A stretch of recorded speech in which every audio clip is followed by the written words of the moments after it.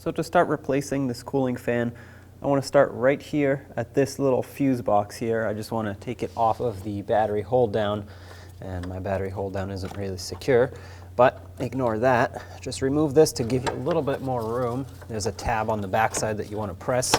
This one right here, you press inward and this releases. I'll just set it aside like that. And since I'm here, let's disconnect it. Press down on the lock and remove the connector.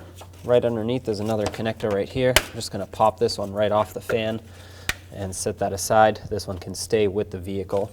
And I'm pretty sure that the wire is actually still attached underneath on this fan somewhere. Yep, so just follow it along, and it's got a little hook that it hooks into, just the wire itself. So remove that, and now let's unbolt the fan.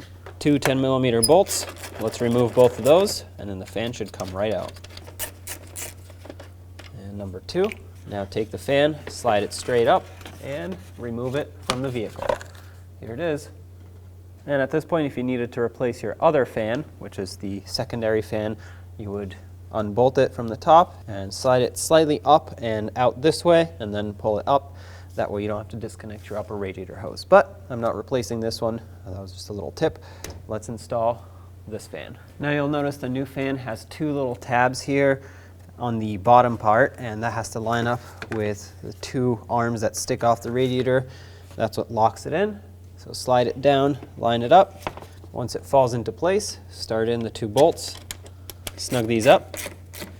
Don't make them too tight. They're very small, and they will actually break the plastic on the radiator before anything else. So make sure they're not too tight. Now that this is all resecured up top, let's reconnect the electrical connectors. So first of all, there was this wiring on the side of it that clips in right here, and tuck the wire into its little hooks. If you just follow it along, you'll feel where they are, and make sure that's done so that it doesn't get caught on the fan or anything.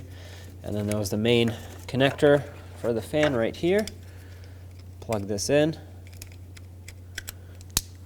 All right, and that gets secured right here.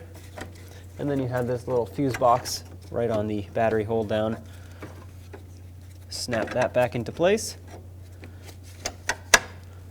And for me, my battery's disconnected, but don't worry about that. You don't have to disconnect it for this repair.